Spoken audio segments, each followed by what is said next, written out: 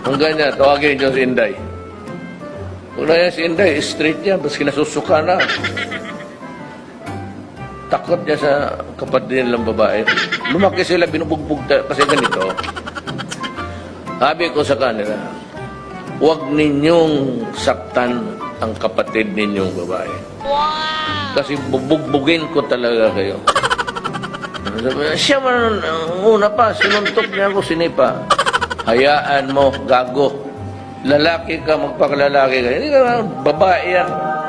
Inaglaki yan si Inda, suntok dito, sipa doon. Nung lumaki na talaga sila, wala na silang magawa kasi totoo.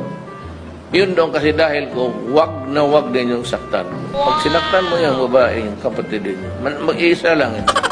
Talagang bubugbog, ikaw ang bubugbugin mo.